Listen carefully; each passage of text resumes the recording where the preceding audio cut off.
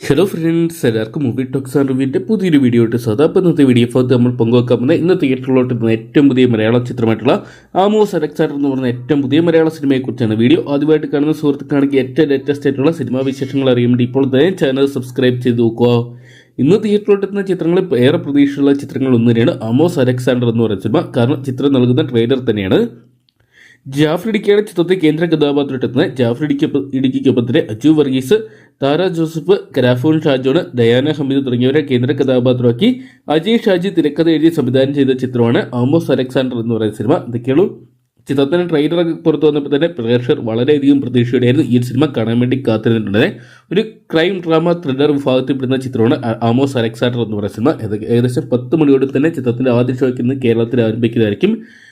2 മണിക്കൂറും 10 മിനിറ്റുമാണ് ചിത്രത്തിന്റെ ദൈർഘ്യം. എന്തൊക്കെയാണ് ഈ ഒരു വർഷത്തെ മികച്ച ചിത്രമായിട്ട് മാറാൻ അല്ലെങ്കിൽ ഒരു വിജയ ചിത്രമായിട്ട് മാറാൻ ആമോസ് അലക്സാണ്ടറിന് സാധിക്കുമെന്ന് കണ്ടുതന്നെയറിയാം. അപ്പോൾ നിങ്ങൾ ആരൊക്കെയാണ് ഇന്നത്തെ ദിവസം ആമോസ് അലക്സാണ്ടർ എന്ന് പറയുന്ന മലയാള ചിത്രം തിയേറ്ററിനായിട്ട് കാണാൻ വേണ്ടി കാത്തിരിക്കുന്നത്? കമന്റ് ബോക്സിൽ പോയി നോക്കുക. വീഡിയോ ഇഷ്ടപ്പെട്ടെങ്കിൽ ലൈക്ക് ചെയ്യാനും ഷെയർ ചെയ്യാനും ചാനൽ സബ്സ്ക്രൈബ് ചെയ്യാനും മറക്കണ്ടോ.